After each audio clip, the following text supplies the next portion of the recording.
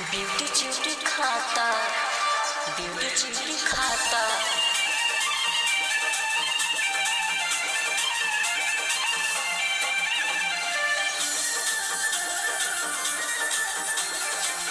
च्यूटी च्यूटी जब से गया कलकत्ता राजा हो गया तू तो लापता राजा होता है राजा ये हो। जब से गया कलकत्ता राजा हो गया तू तो लापता राजा की ब्यूटी च्यूटी च्यूटी खाता है राजा चाटा तेल चाटा राजा की जवानी ना हो जाता है राजा चाटा तेल चाटा राजा।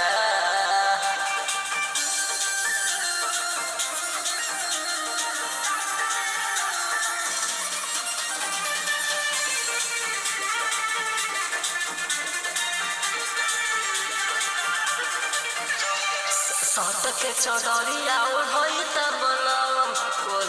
में रात भर सुतई तबलम लहे लहे प्यार के पढ़ाई पढ़ती आ कॉपी पे कलम चलई तबलम चल जी सुना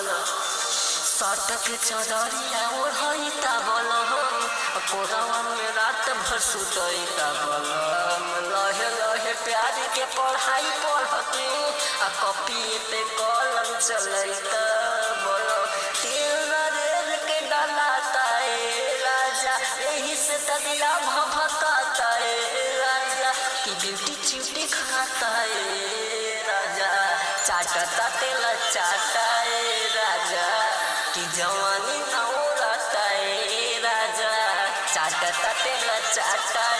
राजा।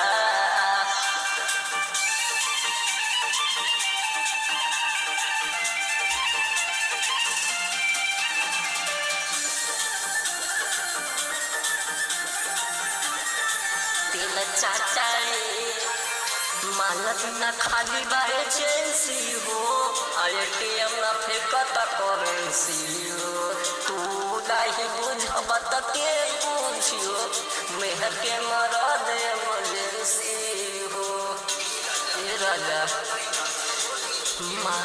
मालक ना खाली बाए एजेंसी हो ATM ना फेंकता करेंसी हो तू नहीं बुझबत के बुझी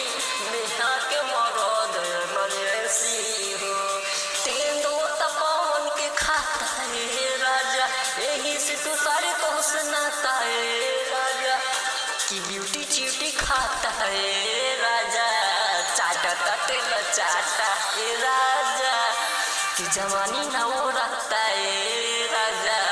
चाटता तेल चाटा